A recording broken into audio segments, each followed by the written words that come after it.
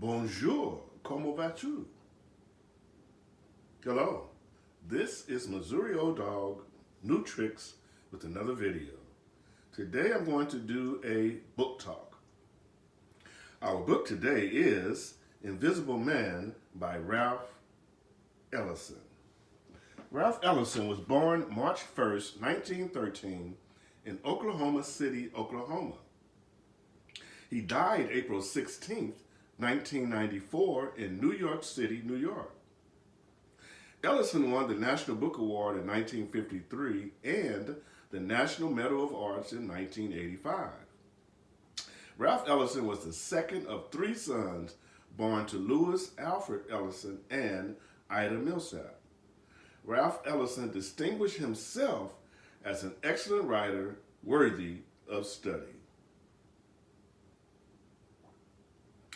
I ask that you please listen to the excerpt from the prologue of Invisible Man. I am an invisible man. No, I'm not a spook like those who haunted Edgar Allan Poe. Nor am I one of your Hollywood movie ectoplasms. I am a man of substance, of flesh and bone, fiber and liquids, and I might even be said to possess a mind.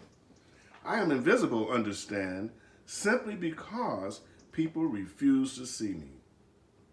Like the bodiless heads you see sometimes in circus sideshows, it is as though I have been surrounded by mirrors of hard, distorted glass. When they approach me, they see only my surroundings, themselves are figments of their imagination. Indeed, everything and anything except me. Nor is my invisibility exactly a matter of a biochemical accident to my epidermis. That invisibility to which I refer occurs because of a peculiar disposition of the eyes of those with whom I come in contact, a matter of the construction of their inner eyes, those eyes with which they look through their physical eyes upon reality. I am not complaining, nor am I protesting either. It is sometimes advantageous to be unseen, although it is most often rather wearing on the nerves.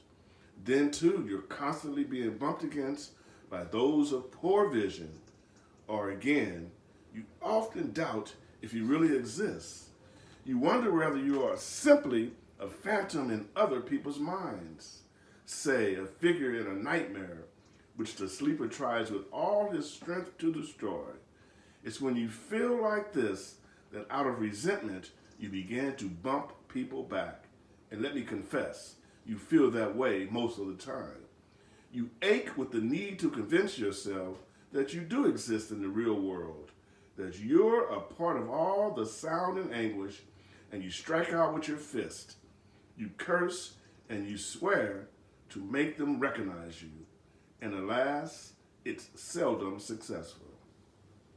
One night, I accidentally bumped into a man, and perhaps because of the near darkness, he saw me and called me an insulting name. I sprang at him, seized his coat lapels, and demanded that he apologize.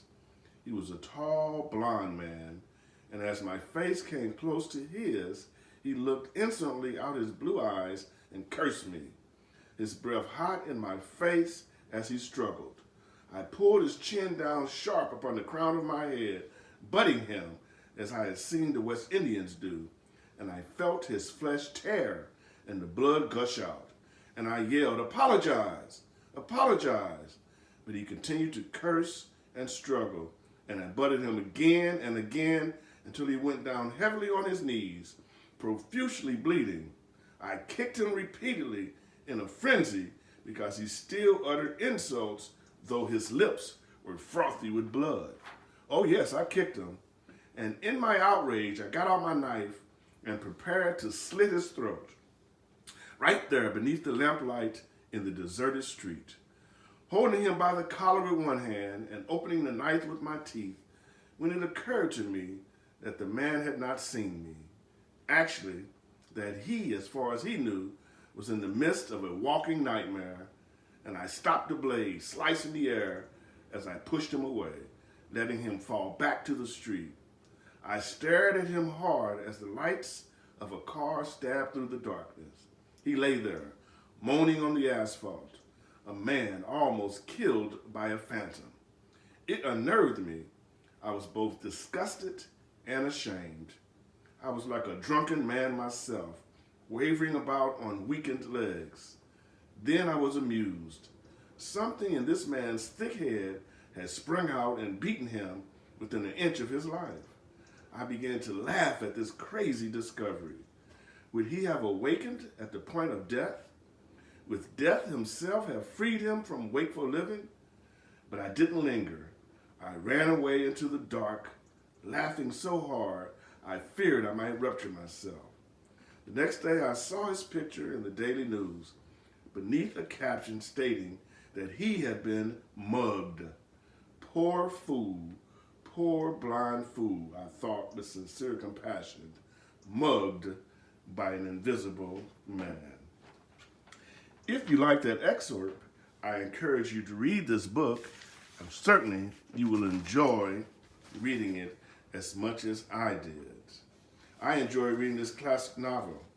The invisibility that Ellison writes about in this novel is something many people of color in the United States experience in their lives. Our protagonist is shaped by people, institutions, laws, and society. The realization that we are here but not really seen is witness to a problem that persists in American society today. When I rank the books I read, I review them in three areas: content, vocabulary, and character development. For content for this book, I'm going to give a 5 out of 5. It's a very interesting storyline. The reader is captivated by events, and interest is maintained throughout. Vocabulary. I always enjoy learning new words, and this book offers most readers an opportunity to expand their vocabulary. Therefore, 5 out of 5 for vocabulary. And finally, character development. Also 5 out of 5. The characters in this book displayed depth and purpose. The reader can recognize and apply the experiences of these characters to their lives and personal experiences as well. If you like this video, please like, share, and subscribe to my channel, Missouri Old Dog New Tricks. I encourage you to please leave comments. I will certainly respond. This is Missouri Old Dog New Tricks. Until next time, bye now.